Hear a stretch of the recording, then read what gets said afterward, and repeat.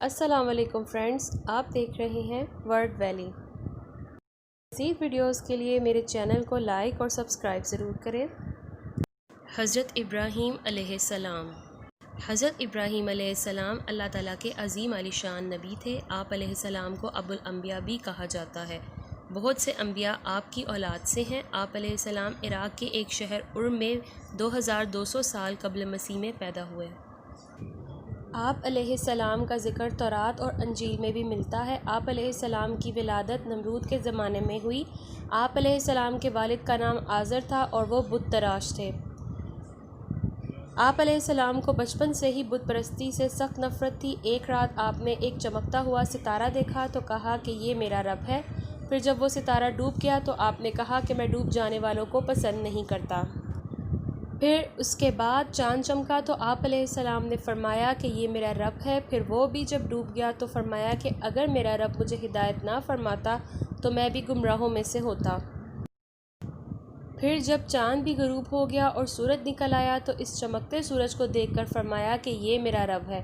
لیکن جب وہ بھی غروب ہو گیا تو اپنی قوم سے فرمایا کہ میں ان تمام چیزوں سے بیزار ہوں جن کو تم اللہ تعالیٰ کے سوا پوجتے ہو، لیکن ان کی قوم نے انکار ہی کیا۔ ایک دن آپ علیہ السلام کی قوم ایک میلے میں گئی ہوئی تھی۔ آپ علیہ السلام ان کے بت خانے میں گئے اور سارے بت توڑ ڈالے، صرف ایک بڑا بت رہنے دیا اور کلہاڑا اس بت کے کندھے پر رکھ دیا۔ جب قوم میلے سے واپس آئی اور انہوں نے اپنے بتوں کا برا حال دیکھا تو کہا کہ یہ ضرور ابراہیم علیہ السلام کا کام ہے۔ ابراہیم علیہ السلام کو بلایا گیا اور ان سے پوچھ گچھ کی گئی۔ حضرت ابراہیم علیہ السلام نے کہا کہ اس بڑے بت سے پوچھو جس کے کندھے پر کلہاڑا ہے۔ اس پر آپ کی قوم نے کہا کہ ابراہیم آپ جانتے ہیں کہ یہ بول نہیں سکتے۔ حضرت ابراہیم علیہ السلام نے کہا پھر تم اللہ کو چھوڑ کر ان کی عبادت کیوں کرتے ہو جو نہ تمہیں کچھ فائدہ دیتے ہیں اور نہ ہی نقصان۔ اس کے باوجود آپ علیہ السلام کی قوم نے اپنی اصلاح نہ کی اور آپ علیہ السلام سے بدلہ لینے کا فیصلہ کیا۔ آپ علیہ السلام کو نمرود کے دربار میں پیش کیا گیا۔ نمرود نے آپ علیہ السلام سے پوچھا کہ تم کس کی عبادت کرتے ہو؟ آپ علیہ السلام نے جواب دیا کہ میں اس رب کی عبادت کرتا ہوں جو تمام جہانوں کا مالک ہے اور وہ زندگی اور موت دینے پر بھی قادر ہے۔ نمرود نے کہا زندگی اور موت تو میں بھی دے سکتا ہوں۔ حضرت ابراہیم علیہ السلام نے فرمایا کہ میرا رب تو سورج کو مشرق سے نکالتا ہے، تم مغرب سے نکال کر دکھاؤ۔ اس پر نمرود نے آپ علیہ السلام کو آگ میں ڈالنے کا حکم دیا۔ اس مقصد کے لیے آگ کا ایک بہت بڑا الاؤ تیار کیا گیا اور ابراہیم علیہ السلام کو اس آگ میں ڈال دیا گیا۔ اسی وقت اللہ کی رحمت جوش میں آئی۔ اللہ تعالیٰ نے آگ کو حکم دیا کہ اے آگ ابراہیم پر سلامتی والی ہو جا، ٹھنڈی ہو جا۔ اللہ تعالیٰ کے حکم سے آگ آپ علیہ السلام کے لیے ٹھنڈی اور سلامتی والی بن گئی۔ اس معجزے کو دیکھ کر بھی وہ قوم اللہ پر ایمان نہ لائی۔ اپنی قوم سے مایوس ہو کر آپ علیہ السلام نے اپنے ملک سے ہجرت کا ارادہ کیا۔ ہجرت کے سفر میں آپ کی بیوی سارہ علیہ السلام اور حضرت لوط علیہ السلام بھی آپ کے ساتھ تھے۔ نمرود جو کہ خدائی کا دعویٰ کرتا تھا، اس کے دماغ میں ناک کے ذریعے مچھر گھس گیا اور وہ ذلیل ہو کر مرا۔ ادھر حضرت لوط علیہ السلام سدوم کی طرف چلے گئے، جبکہ حضرت ابراہیم علیہ السلام اپنی بیوی کے ہمراہ مصر پہنچے۔ مصر کے بادشاہ فرعون نے غلط ارادے سے 3 بار حضرت سارہ علیہ السلام کے پاس آنے کی کوشش کی، مگر ہر بار اس کی آنکھیں اندھی ہو گئیں۔ چنانچہ اس نے توبہ کی اور حضرت سارہ علیہ السلام کو ایک کنیز ہاجرہ عطا کی۔ پھر حضرت ابراہیم علیہ السلام حضرت سارہ اور حضرت حاجہ علیہ السلام کے ہمراہ فلسطین سے ہوتے ہوئے شام پہنچے۔ حضرت ابراہیم علیہ السلام نے حضرت حاجہ علیہ السلام سے بھی نکاح کر لیا۔ حضرت حاجہ علیہ السلام سے اسماعیل علیہ السلام جبکہ حضرت سارہ علیہ السلام سے اسحاق علیہ السلام پیدا ہوئے۔ حضرت اسماعیل علیہ السلام ابھی شیرخوار بچے ہی تھے کہ اللہ تعالیٰ نے ابراہیم علیہ السلام کو حکم دیا کہ وہ اپنے بیٹے اور ان کی ماں حاجہ علیہ السلام کو ملک عرب چھوڑ آئیں۔ عرب میں اس وقت کوئی آبادی نہ تھی اور نہ ہی پانی تھا۔ حضرت ابراہیم علیہ السلام نے ایسا ہی کیا اور اپنی بیوی اور بیٹے کو کچھ کھجوریں اور پانی دے کر وہاں چھوڑ دیا۔ جب آپ واپس جا رہے تھے تو حضرت حاجہ علیہ السلام نے پوچھا کہ آپ ہمیں کس کے سہارے چھوڑ کر جا رہے ہیں؟ حضرت ابراہیم علیہ السلام نے جواب دیا کہ اللہ کے سہارے۔ تو حضرت حاجہ علیہ السلام نے کہا کہ اللہ تعالیٰ ہمیں ضائع نہیں کرے گا۔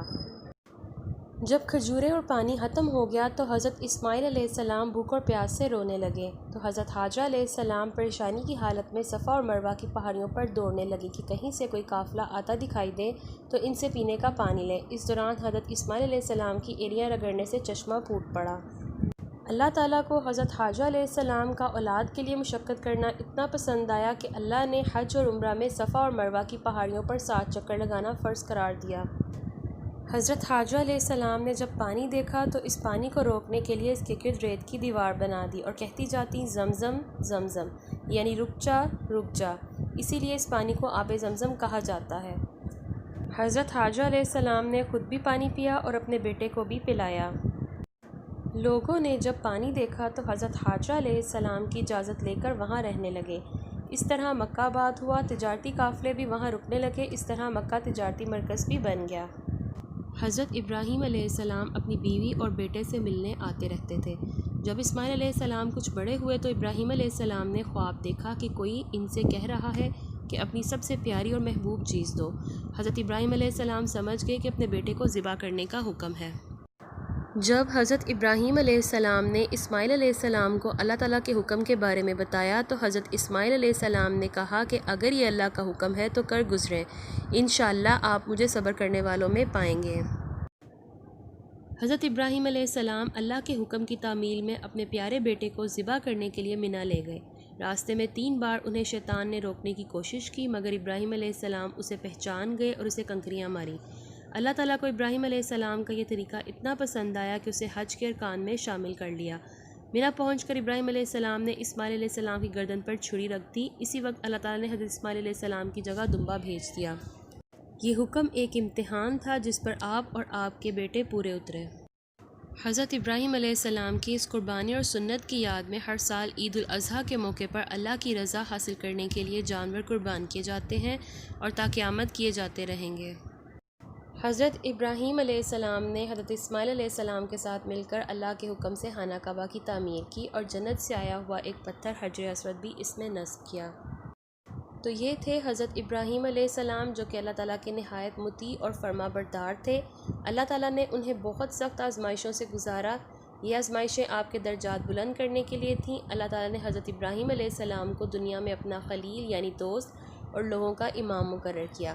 ہمارے پیارے رسول حضرت محمد صلی اللہ علیہ وآلہ وسلم بھی ابراہیم علیہ السلام کے بیٹے اسماعیل علیہ السلام کی اولاد میں سے ہیں۔ اللہ تعالیٰ ہمیں بھی حضرت ابراہیم علیہ السلام کی طرح دین میں استقامت اور آزمائشوں پر پورا اترنے کی توفیق عطا فرمائے اور ابراہیم علیہ السلام کی سنت کی پیروی کرنے کی توفیق عطا فرمائے، آمین۔